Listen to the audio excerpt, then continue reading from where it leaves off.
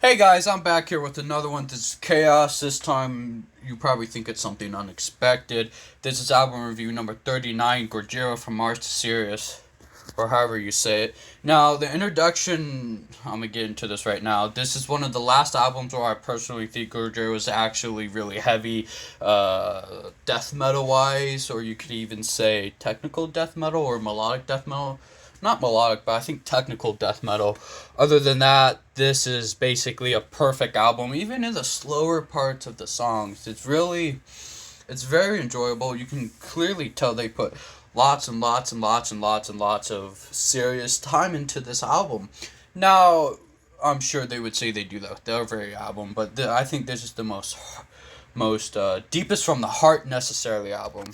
Now, other than that, with this pitch perfect album, it's truly a masterpiece. Other than that, let's get into the first song already with Ocean Planet. Now, to me, the meaning of this song necessarily, Ocean Planet, is like well, let me explain this first. This whole album is like a out of body experience trip. I'm pretty sure through the singer, and I get similar vibes to the Bible and the end times of some of these songs.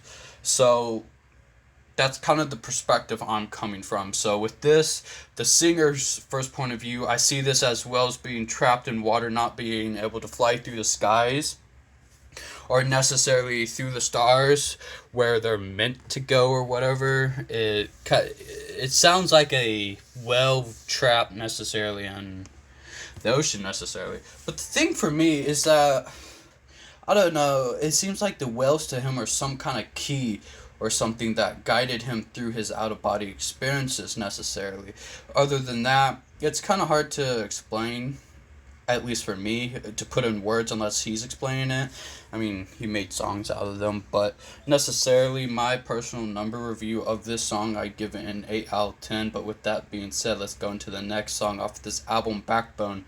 Now, this song to me represents a whole story. It is a whole story necessarily from Mars to Sirius, but essentially he goes to Sirius or whatever, and this master race teaches him to restore life on planet. But the thing I find with this is that I'm like, what do you mean restore life on planet? I haven't heard the band doing much of anything for the planet. All they do is just sing about saving the world 24/7 with almost every single song, just in different forms necessarily, in different stories, especially after this album necessarily. They just talk about life.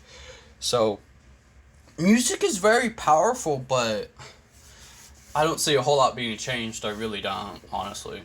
Not to discredit him or anything, but that's personally how I feel about that. Other than that, my personal number review of Backbone would have to be a 9 out of 10. It's heavy and it's crunching. Other than that, let's go into the next song, which would be Where Dragons Dwell. Now, this used to be my favorite song by them, so I don't necessarily have a favorite song off of this album. It's really hard for me to pick necessarily. But other than that, this song gets a little bit more biblical for me necessarily. This reminds me of the Bible when Christ comes back, but in some kind of modern day form or something, and this dragon is talking to him, right? And he's telling about this army that's going to arise, and then the dragon or whatever becomes the sun, or the sun becomes something. It's really hard to depict it, but it reminds me a lot of the end times necessarily, and things going bad necessarily. So, I ideally, what I got from what he said in interviews is how I'm trying to connect this is that the master race told him that there's two ways this could end. The end of the world necessarily is one, the world being destroyed and everything being lost, and then the other one is where he's trying to save it, but it's really hard because I don't think it's going to be saved if I believe in my necessarily Bible, because to me I think the world will be destroyed and then there will be a new world. So that's kind of how I relate to it and how I connect to it. It's kind of hard to explain necessarily, but it also talks about snakes and stuff throughout this album, and it's really weird, especially in some of their imagery, because the more they advance, the more they remind me of kind of like Tool, but also at the same time, just this weird modern day biblical mixture necessarily. And music is one of the most powerful things in the world that we have and that we enjoy right now. So it's a really weird connection I have necessarily found. But anyways, this used to be my all-time favorite song. I'm not all-time favorite song by this band. I'm sorry, I messed up. But I don't necessarily have a favorite song off of this album anymore. It's just like all of them are just so good. Now let's go into the next song, From Mars. Now this is a two-part song, and the other part of it is Sirius. Now I'm gonna go to an interview with Joe, however you say his last name or whatever. I'm gonna recite somewhat of what he said. In some cultures, Mars, the word Mars, symbolizes war, even though they're not really going to a war. The way he sees it is that it's like a war.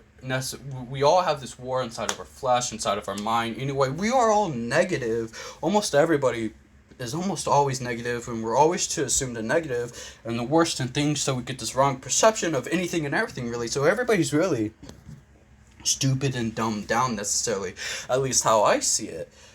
It's like everybody's misguided and misfollowed. Nobody has a true self-conscious. Now, I've mentioned that in past album reviews. A lot of these albums connect a lot with my beliefs. You'll notice that. I might sound like a broken record, but it's weird because metal bands necessarily all have these similar meanings and stuff. And when metal first came out, it used to only solely be about war. And they still talk a lot about war. It's just that it's this whole weird mixture that all connects. It's like a one. It's like something being one, necessarily. But it's weird, because all these ideas are slightly different, but it still has this war idea, usually in some form of way.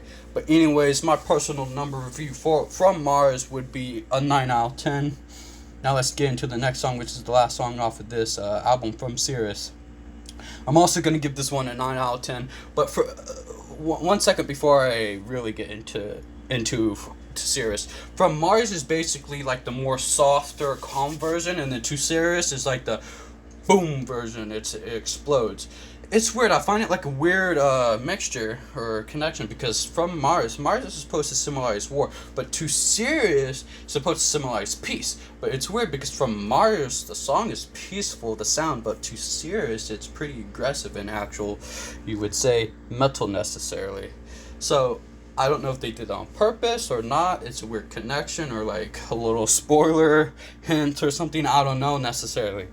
Other than that, though, the meaning of this song necessarily, to me, it's basically like the opposite. Is that To Sirius is having this peacefulness necessarily. It's basically the same meaning of that, just flip it around necessarily, because To Sirius, I kind of see it like a peaceful world necessarily, but from Mars I kind of see it like Earth. Now, people like to, at least what I've looked up, is say when he refers to Mars, could either be Earth or it could either be actually Mars, but it's probably Earth. I also have some other theories about Mars and Earth and itself, and the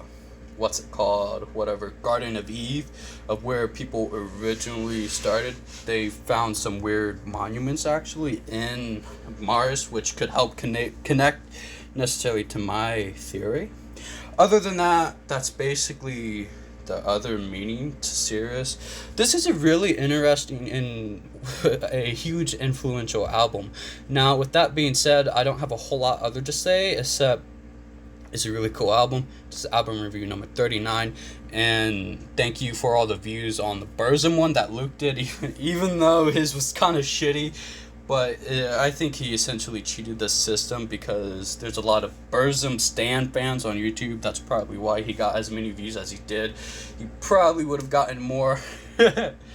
Other than that, this is Gojira from March to Sirius. Make sure to always stay positive and to have a good one. I am out.